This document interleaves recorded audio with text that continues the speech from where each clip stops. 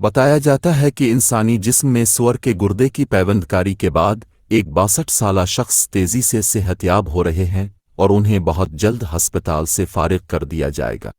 انسانی جسم میں لگائے جانے والے سور کے اس گردے میں جینیاتی طور پر ترمیم کی گئی تھی، اور اس کی وجہ یہ تھی کہ ایسا نہ کرنے کی صورت میں امکان تھا کہ انسانی جسم سے قبول کرنے سے انکار کر دیتا۔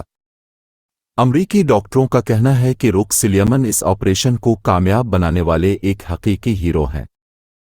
حتمی طور پر کہا جا رہا ہے کہ جانوروں کے اعضا کو مزید پیوند کاری کے لیے معمولی جینیاتی تبدیلی کے بعد استعمال کیا جا سکے گا۔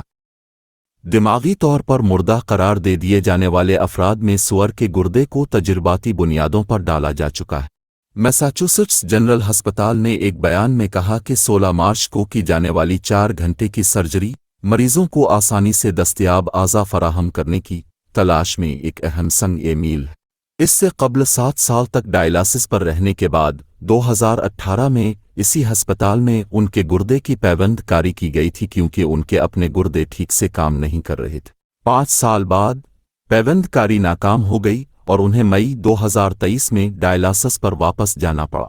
ان کے ڈاکٹروں نے وضاحت کی کہ انہیں بار بار ڈائلاسس کی وجہ سے پیچیدگیوں کا سامنا کرنا پڑا، جس کی وجہ سے انہیں ہر 2 ہفتوں میں خون کے جمنے کے سلسلے کو روکنے اور کچھ دیگر مسائل پر قابو پانے کی غرض سے ہسپتال کا چکر لگانا پڑتا تھا، جس کی وجہ سے ان کی معمول کی زندگی متاثر ہوئی۔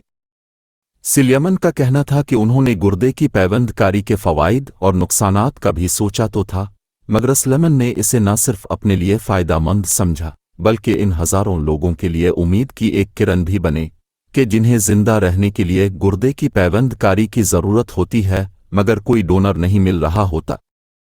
انسانی عطیہ دہندگان کے اعضا کی ان لوگوں کے لیے دائمی کمی ہے جنہیں ان کی ضرورت ہے، تاہم جانور عطیہ کے اس معاملے میں انسانوں کی مدد کر سکتے ہیں۔ سور کا یہ گردہ خاص طور میساچوسٹس کے کیمبرج کے جینیسس نامی ادارے کی جانب سے فراہم کیا گیا تھا۔ سور سے حاصل کیے جانے والے اس گردے میں سے ایسے جینیاتی عناصر کو نکالا گیا کہ جو انسانی جسم کے لیے نقصان کا باعث بن سکتے تھے، اور ان کی جگہ انہیں شامل کیا گیا جن کی وجہ سے اسے کارآمد بنا کر انسانی جان بچانے میں مدد مل سکے۔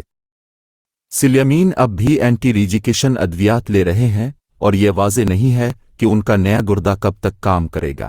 پیوند کاری کرنے والی ٹیم میں شامل ڈاکٹر تتسو کاوائی نے کہا کہ ہمیں امید ہے کہ پیوند کاری کا یہ طریقہ کار دنیا بھر میں ان لاکھوں مریضوں کو ایک نئی زندگی دے سکتا ہے کہ جو گردے فیل ہونے کی وجہ سے موت کے منہ میں جا سکتے ہیں۔